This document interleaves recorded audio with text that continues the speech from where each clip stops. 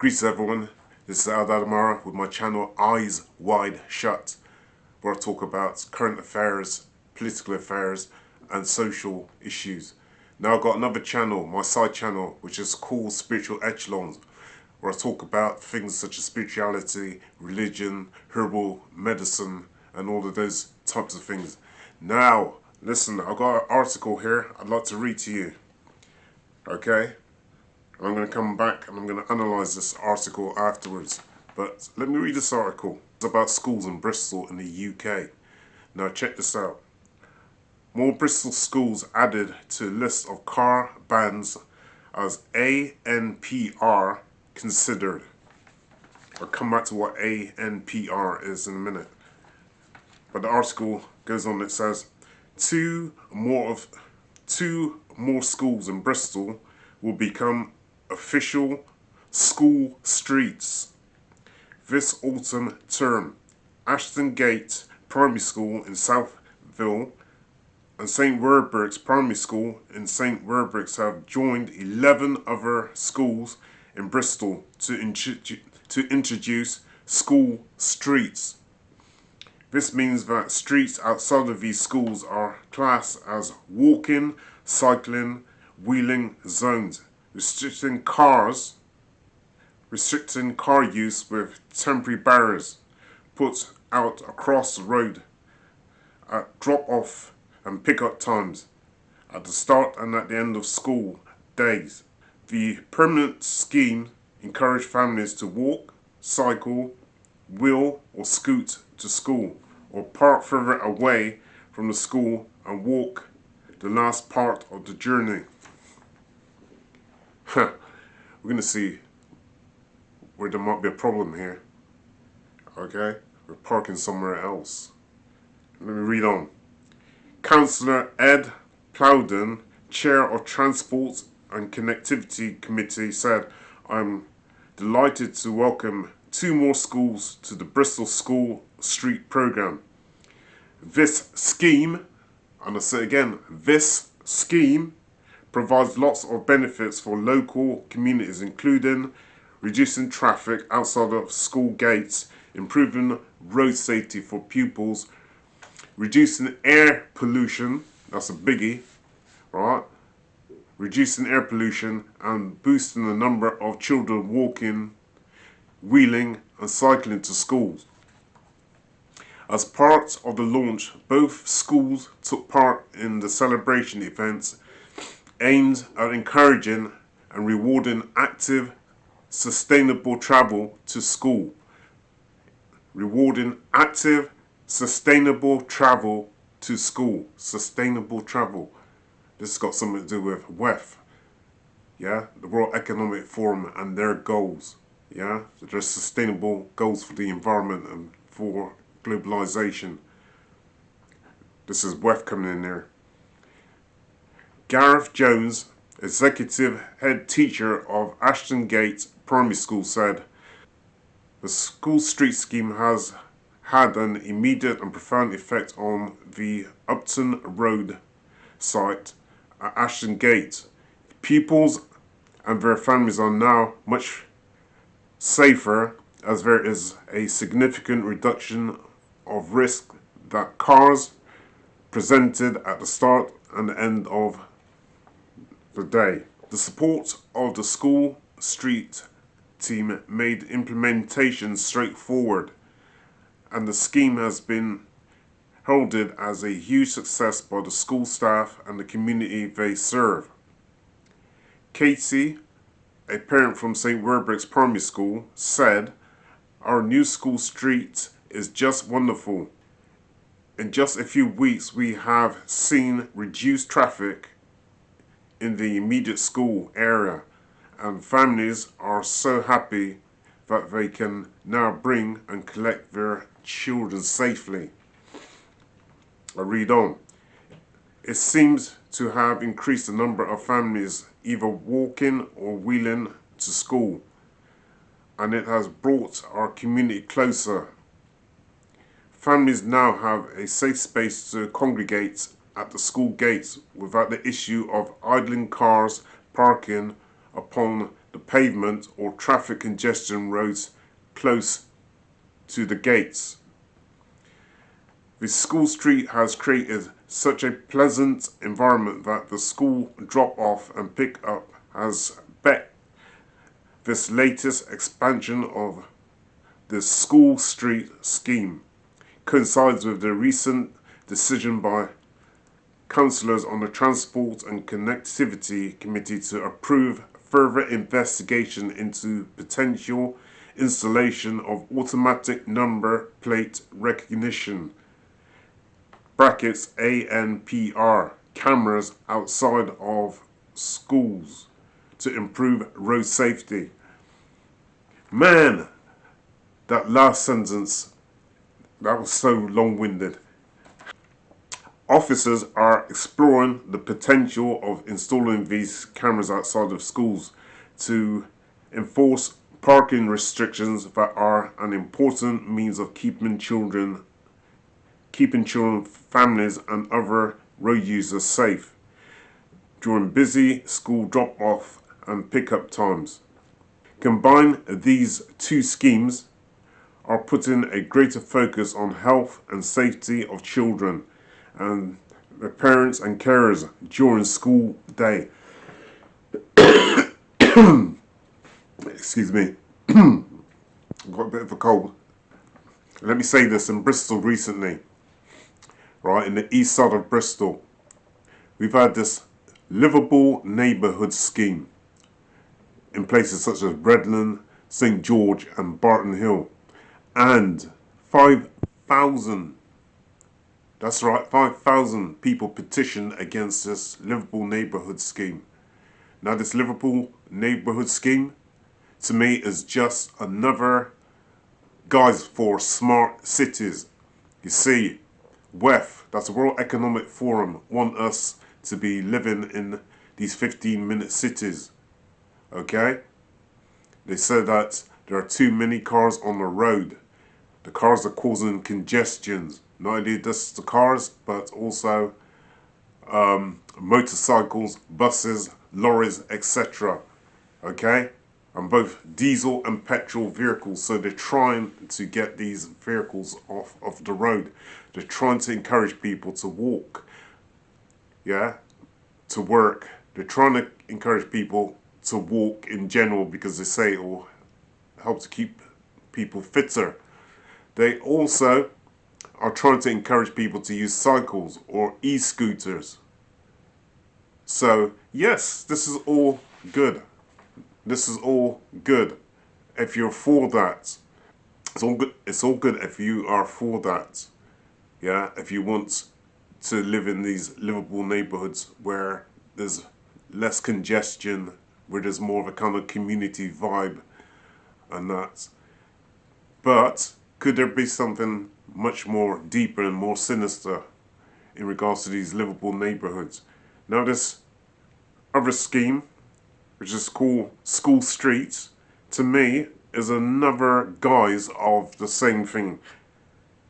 Okay, about these livable neighborhoods or 15-minute cities or smart cities.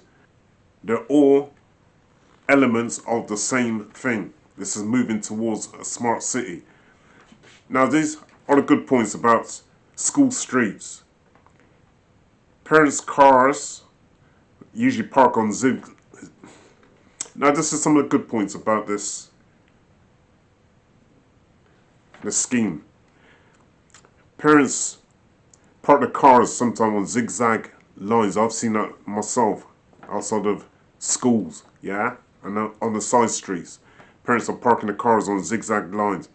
They've parked over people's disabled access, disabled zones, so people who have cars, they can't get off the driveway or they can't get onto their driveway, and they're blocking some pathways as well where disabled people should be able to use their scooters or use their wheelchairs. So that's not fair, is it, on these people who are disabled? You've got also double yellow lines that a lot of mothers and other parents are parking their cars across double yellow lines, which should not be permitted. You got to think about things such as if there's an emergency. Okay, if emergency vehicles need to get down into certain roads, blocking the roads, you are blocking those roads off. You see people parking across. You see people also parking across the sides of roads. Okay, parking their cars on the sides of roads. So as you're driving around a corner, they've got their car actually parked actually on the corner. You got some people parking their cars on the corner. Okay, so as you're going around a corner into a road, they've actually parked their car right across the corner of the road, like this. Let me show you. Like this. Yeah, there's the corner and they've got the cars parked on an angle. So one part's sticking out on one side of a road, the main road, and the other side's sticking out on the side street. You got one side of the car parked over the main road, and then the other side of the car parked in a side street. And people are doing this right outside of schools. It's not very safe, is it? It will also help children, yeah, to keep them fitter, and parents to keep them fitter by encouraging them to walk rather than using their transport, using their cars. Rather than using their cars, they can walk, because some people as well only live literally 200 meters away from school, 400 meters away from school, and they're using their cars to drive their kids to school. What a waste of time, what a waste of petrol. Yeah, it's all about convenience. Also, it'll help to reduce pollution outside of schools. So CO2 emissions, it will help to reduce that. You see, some people, they got their cars, and what they do is they got their car engine on, idling, rather than turn off the car engine, and also they got their radios on, and so all of that noise is traveling. Also, encourage community and children to speak to each other, because we're starting to see this world now that's starting to develop where people are becoming antisocial. They're spending so much time on their mobile phones, so much time on their laptops and other devices. They've got their earphones in, listening to music, and they're not communicating. Now, these school streets could help to encourage people to chat to each other. Now, on the negative side, on the other side, now on the other side to this, okay, trying to keep a balanced view here. WEF, they're trying to develop what they call smart cities, or 15-minute cities. They want people to be in these 15-minute cities. They're saying that all of the things that people need will be within these 15-minute cities, and this will help to reduce travel and encourage more people to use their feet and to walk, or to use bikes, or to use cycles. Okay, so WEF is trying to encourage more people to use cycles, and also to use electric cars, and they're also trying to encourage people to move away from petrol cars and diesel cars and use battery operated cars or electric cars. Now, the thing is this a way of locking people down into little boroughs and stopping people from having their natural freedom to travel from one place to another? Because some people are arguing against these smart city schemes, these 15-minute city schemes, or livable neighborhoods. And now they're talking about school streets. Is this all a guise under the World Economic Forum and United Nations, because they want people to live in a more sustainable society? Some people are saying that these cities are trying to create, or neighborhoods are not resolving the issue of pollution. They're just moving the problem from one place to another. So they're not actually reducing the CO2 emissions. All they're doing is just moving the problem from one part of a city to another, or from one neighborhood to another. They're not really reducing the CO2, okay? And because people are rushing around trying to find places to park, because they can't park outside of schools and they can't certain roads, so they're finding wherever they can to park, and that's causing congestion. So that's another reason that people are saying no, they're not for these smart cities, livable neighborhoods, yeah, and they're not for these school streets. Also, this thing about ANPRs, which is basically a digitalized camera. Now they're talking about having these outside of schools. So they're talking about having these outside of schools. And that these ANPR cameras will start recording people's registration numbers on their vehicles. So if they're obstructing the roads in any way, they can find people who are causing restrictions on the road or congestion. It's just another way of surveillancing people. People are saying also that these ANPR cameras, as well as digital lies ID cards, will start to be introduced into these 15-minute cities, into these smart cities, into these school street schemes. And that concentration camp, it's restricting our movement, restricting our travel. Again, going back to another thing, people are also saying, as in the livable neighborhoods, the problems, they're not really being tackled. If sustainability and sustainable goals is an objective, if trying to create a more livable neighborhood, if trying to make the city or these neighborhoods more communal, well, for some people they're saying that this simply isn't going to work. Now these 15-minute cities, these smart cities are starting to be rolled out worldwide. It's starting to happen in other countries. Soon, we might have a situation where you may be restricted in your travel from one city to another. If you want to fly from one country to another, there may be restrictions on how many times a year that you can fly, because they're talking about, this is WEF, about people following their carbon footprints.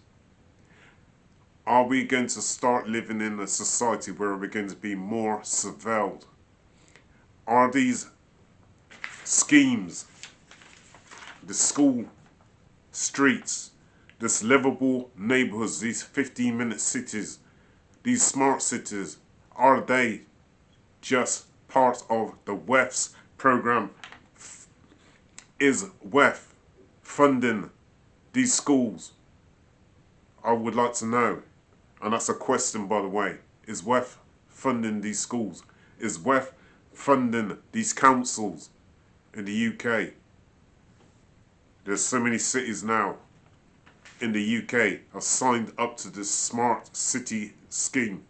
You've got London, Bristol, Manchester, Birmingham, Newcastle, Liverpool. There are some cities, I can't remember if it's Cambridge or if it's Oxford, people have come out against the smart city scheme. They're saying that it's restricting the freedom of movement. Now, I've tried to give a balanced view about these smart city schemes and about the school street scheme. I'd like to know what you think I want you to leave a comment. You may be a parent, you may be a guardian of some of these children. I'd love to get your point of view, your opinion. Please comment.